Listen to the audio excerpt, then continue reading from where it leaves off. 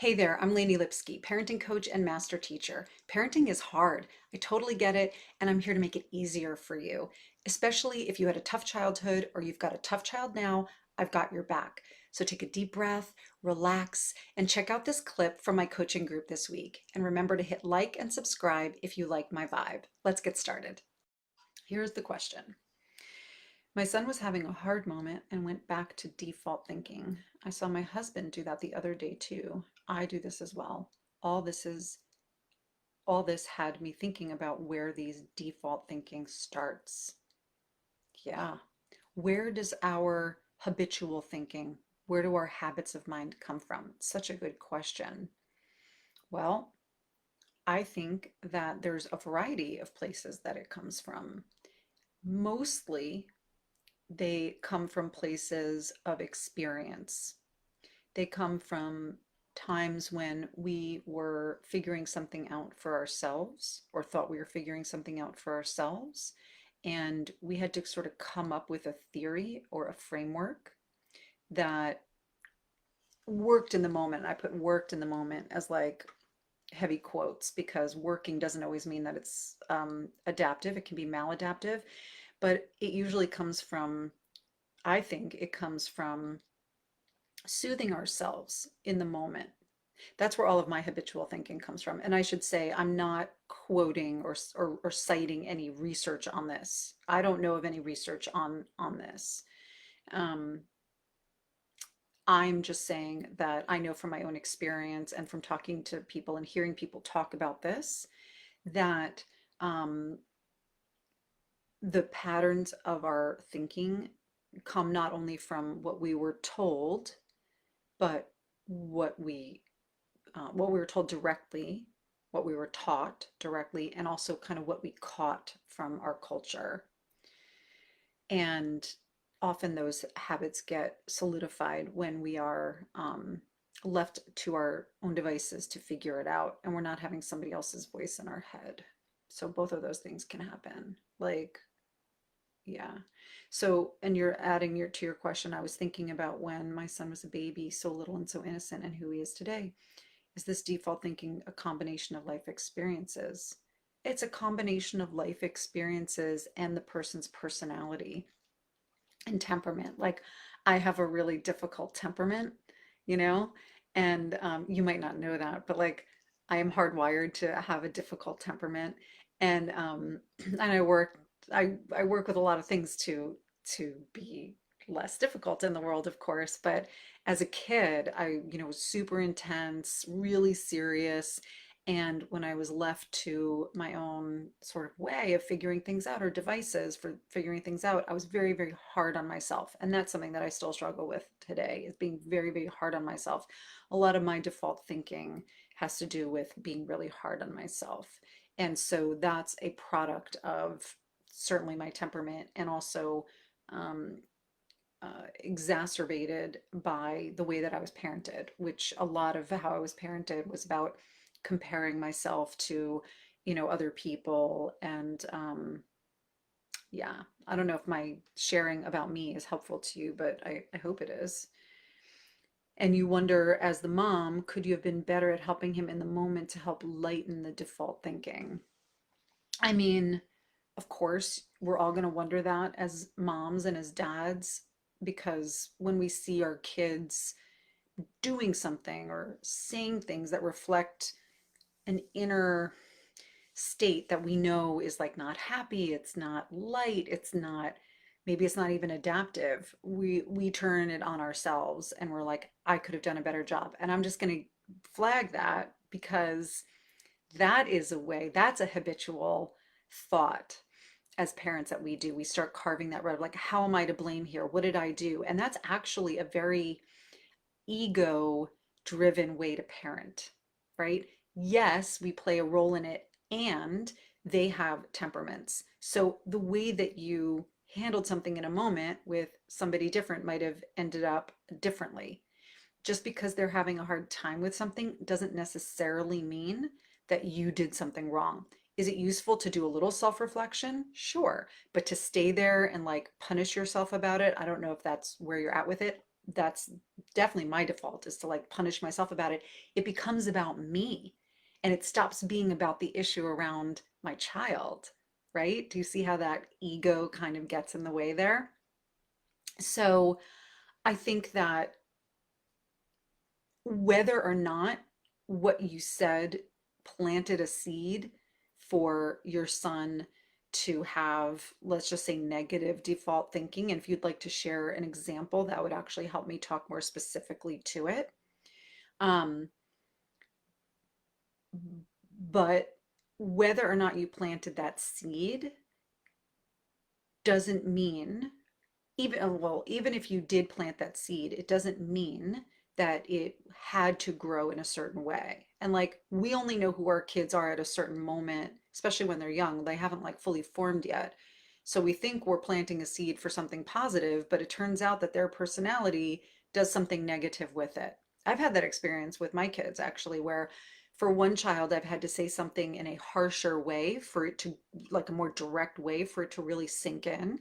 But my other child didn't need it to be that harsh and would, have a big reaction to it. Whereas I was just giving the message to one kid and the other one was like, why are you saying it like that? So you don't know. You don't know how they are until usually later on. Okay, so you're giving me an example now, which is so helpful, that the default thinking of your son is, I am not lucky and everyone else is. So that's a tape that when your son is feeling bad about something or uncomfortable about something, his default goes to, I'm not lucky. I'm just not lucky. Everyone else is lucky, but not me. So, how do we start to train that way of thinking out of somebody? Well, there are really helpful replacement messages, but you have to be careful with replacement messages that you're not just negating what the person is saying. You don't want to dismiss what your son is telling you, right? You don't want to be like, "Oh, you're so lucky. Oh my gosh, look at all these things where you're lucky," because that can feel like for him that he's not being seen. So I would actually want to get really curious. This is going to be like not what most parenting, I don't think people will tell you, but this is my take. It's often a little, counter culture. I would get really curious about what your son feels really unlucky about. Tell me everything, which is one of my favorite phrases with kids. Tell me everything. To really acknowledge how he's feeling and how he's seeing the world even in that dark moment. We're usually so afraid of acknowledging our kids' darkness because we're afraid it's going to be like pouring gasoline on a fire. And what I will tell you is this, is that when we acknowledge how they're feeling, you may see a burst like that feels like, oh God, I poured flame of fuel on this fire and it just burst. You might see that temporarily, but you will see a more complete calming down of that flame and a quicker calming down of that flame because you're letting it have some oxygen. You're letting it burn out. And when you snuff out your kids, the shadow of what they're sharing with you, those shadow thoughts, those shadow beliefs do not go away. And you know this, like if you've ever had a shadow belief about yourself, a dark belief, and you just keep kind of pushing it to the side, I can't listen to that. I'm not going to pay attention to that. And you don't actually invite it in and look at it and listen to it, even if you listen to that, the voice, you know, that you think is going to be hurtful, you just keep trying to push it away. But if you listen to it just a little bit, it's sometimes often not as scary or as bad as we are afraid it's going to be. And that's what I mean when I talk about leaning into difficult emotions. So many of us were taught to just keep our own difficult emotions at bay. We never learned to deal with them. And so we don't know how to do that for our own kids. So that's where I'm suggesting here for your son to actually make a list when he's upset. Get it out. How are you so unlucky? Tell me all the things. Get it out. Don't stuff it down. because it's just going to come out in some maladaptive, dysfunctional way later on. Let him be expressed. I just heard a beautiful interview with a Holocaust survivor, and those people are like amazing, right? Like one in a gazillion. Dr. Edie Eggert, I forget her last name right now. She has two books, one called The Choice and one called The Gift. And she said that the opposite of depression is expression. And I could not agree with that more. The opposite of depression is expression. Literally, when you depress something, you depress it, you push it down. Expressing it is having it come out. So I say, let your son get it all out. Get out how he feels unlucky. Make a really big list. And then when that has had time to burn and that has had time to air itself out, then he can look at it with a clear head in his human brain state instead of his mammal brain state, because that whole wave of negativity is just his mammal and his reptile and his defensive, his fight flight stuff, all of that stuff coming out. Let it in healthy ways. Don't let him, like, tear up the house, right? But like, write it out, draw it out, yell it out, sing it out, like however he can get it out. And then when things calm down, to look at that list and say, is any of this actually really true? But when he's still in that state, that upset state, you can't pull in the human brain yet, especially when the kids are young and they're still growing. That would be an exercise. When he's older, he could pull in his human brain earlier and cut off some of that old thinking. He'd have more awareness and say, when I feel unlucky, that's just an old tape of mine, and I know what to do to not go down that rabbit hole. So when they're young, I'm actually suggesting that you let him go down that rabbit hole a little bit with you there, not lock him in a room, not be like, come out when you're done, being so unlucky. I'll listen to you when you're unlucky. To witness that, to be present to it. It's a way of welcoming it and saying, this is a hard emotion, and this is how you deal with hard emotions and hard thoughts, hard patterns of mind, is to say, let's look at it. This is the curiosity stage. Let's look at it. What could be so bad? Disrupt the shame in doing that. You disrupt the tamping down. You disrupt the depression of it, the depressing of it, and give it air, give it light. It's the opposite of shame. It's the antidote to shame, is shedding light and talking it out. If we can do that for our kids, holy moly, like how amazing would that be? To just like teach them how to look at their discomfort, to look at their negativity, to welcome it, not as a permanent guest, but as a like, okay, this is part of me, and I'm going to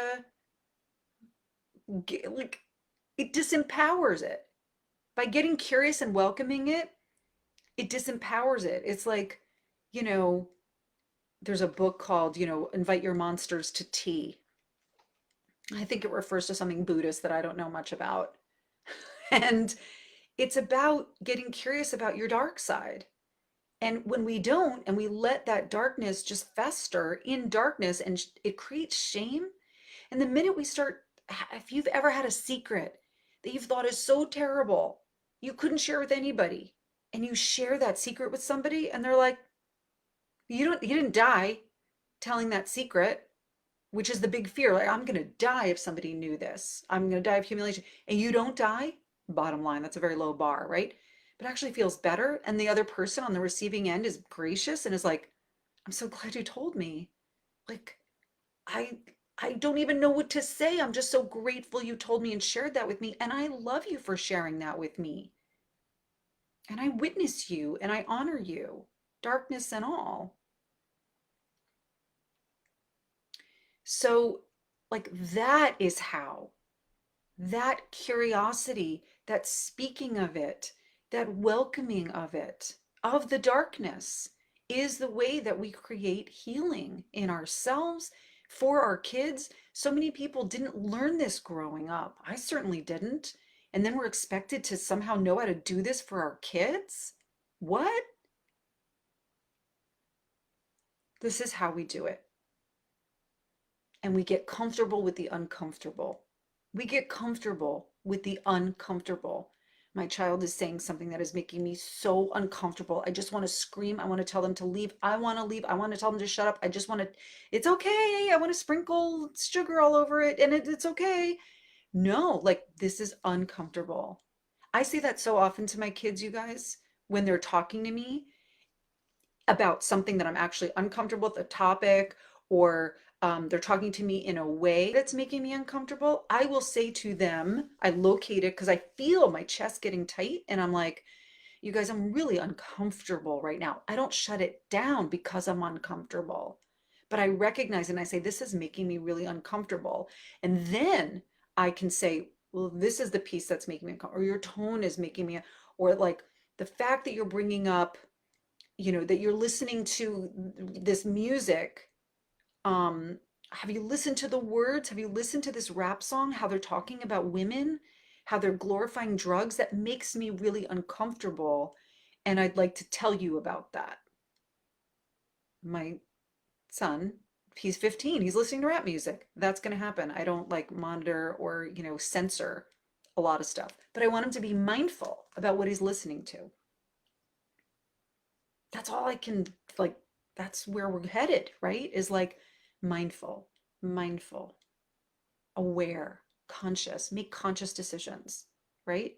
So I say, let your son welcome the unlucky, like, and celebrate the unlucky. Like, come on in, unlucky beliefs, because those are limiting beliefs. They will become limiting beliefs if you don't bring them, if you don't shine some light on them. And as adults, I know so many of us, raising my hand over here, suffer from limiting beliefs because they were allowed to fester for so long that they become those ingrained habits of mind, those tracks, the wagon wheels in the mud. That's how the limiting beliefs happen, is that they go unchecked. They go they go so long in the darkness without being voiced, without giving air. So you said that you love to get curious questioning, which you did. However, his examples are truly silly to me and not really true. That doesn't matter.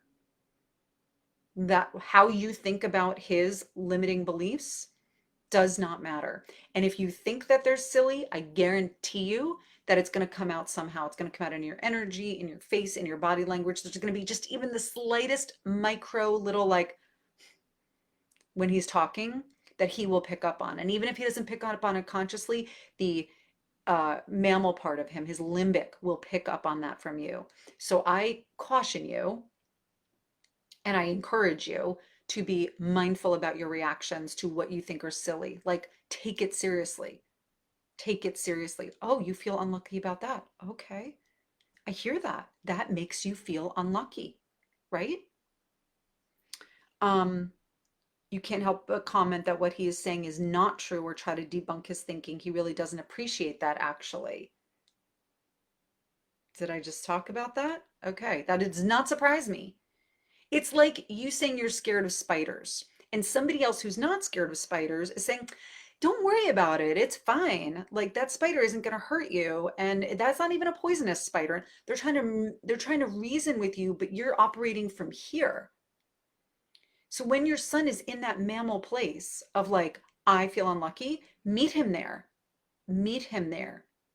And then you can get through to the other side together. But first, he's got to feel felt, and he's got to feel seen. He's got to feel honored and respected in what he's telling you. Because otherwise, I guarantee you, over time, if your kids, and this is a loving, loving warning, okay? If your kids feel any sort of judgment, or at worst, but they don't feel seen by you or understood by you, as they get older, they will stop sharing with you. They'll stop. You can have whatever reactions are going on inside as they're talking. Your face has to be neutral and it has to be compassionate. And inside, I encourage you to be telling yourself, this is going to be okay. I really need to understand here. Like, I need to just listen. You don't even need to get it. You don't need to understand to the point where you are like, oh, yeah, I see it your way. You just have to see it how they see it. You don't have to see it their way, okay? But you really have to be like a sponge for what they are telling you with no judgment. Getting out of that listening, I'm sorry, getting out of the talking, judging, thinking mind and getting into that limbic place that we get into when we get into stillness, where you're noticing your own reaction, keeping that contained, right? You are listening deeply to your child, and you're just um, feeling. You're feeling with them. That is attuned presence, and that's what they need. And especially if you want to have a connected relationship with your kid, which I know you do, and I'm not saying you don't have it now, but as they get older, this is the game. This is how you play it to have a connection with them. I really hope this video was helpful to you. Feel free to share it and use the comments to ask a question or to request a topic for the future. We've got links below for free support with things like discipline, teaching your kids how to be more gritty, and how to be more patient with your kids, plus access to my free coaching group. So be sure to check those links out. And remember, we get one shot at parenthood. Our kids only get one shot at their childhood, so let's make it count. Click like and subscribe, and I'll see you soon.